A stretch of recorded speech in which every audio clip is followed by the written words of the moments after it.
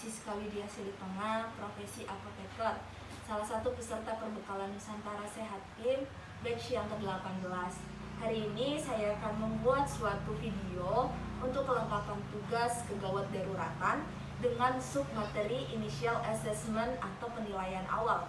Di mana di materi initial assessment kami diberikan tugas atau kasus oleh pemateri yang akan dilakukan initial assessment. Di mana kasusnya adalah pada saat nanti saya bekerja di puskesmas, ada datang salah satu warga ke puskesmas dengan mengatakan bahwa salah satu keluarganya dalam keadaan tidak sadar.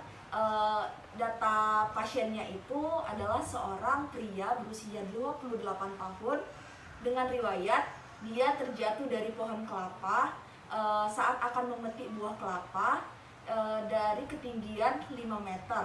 Pada saat ditemukan, posisi keluarganya sudah dalam keadaan terlentang, lalu ada darah di sekitar korban dan dahinya itu dalam keadaan memar, kaki sebelah kirinya itu berbentuk L dan dalam keadaan tidak sadarkan diri,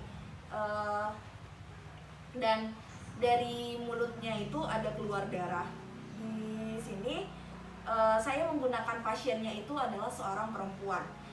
Tahapan initial assessment itu terbagi menjadi dua. Yang pertama itu ada survei primer dan yang kedua ada survei sekunder. Kita bahas satu persatu. Yang pertama itu adalah survei primer. Survei primer itu terbagi menjadi 5, yaitu A, B, C, D, dan E. Yang pertama A itu airway plus kontrol cervical. Di sini itu proses karena kita curiga ada cedera tulang leher, maka dilakukan fiksasi di kepala korban. Cara membuka jalan nafas pada cedera tulang leher adalah dengan cara jaw thrust, yaitu dengan cara ibu jari diletakkan di antara mulut dan juga dagu untuk membuka jalan nafas. Caranya adalah seperti ini, dinaikkan ke atas. Yang kedua yaitu B, yaitu breathing plus oksigenisasi. Nah, di sini kita lihat apakah ada peranjakan dada simetris, apakah ada bising nafas, lalu selanjutnya ada vesikular atau sonor, apakah ada hipersonor, ada dullness, dan apakah ada crepitasi. Nah, cara untuk melihatnya tadi kan sudah kita angkat seperti ini, lalu kita melihat dengan cara membentuk sudut seperti ini. Selanjutnya yang ketiga ada circulation.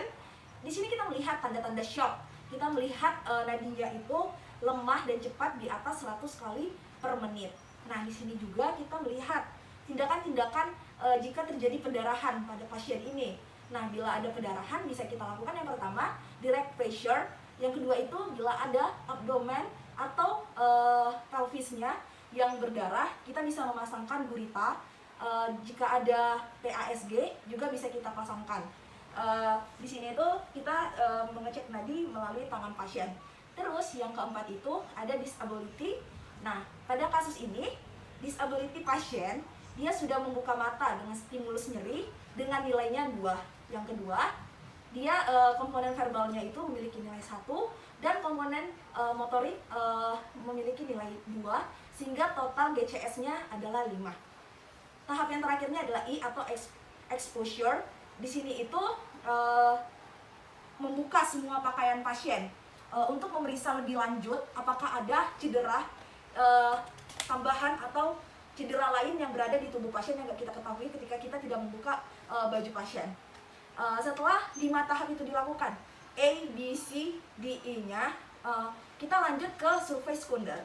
Survei sekunder itu kita melakukan reevaluasi A, B, C tadi, air walk, terus breathing, sama circulation.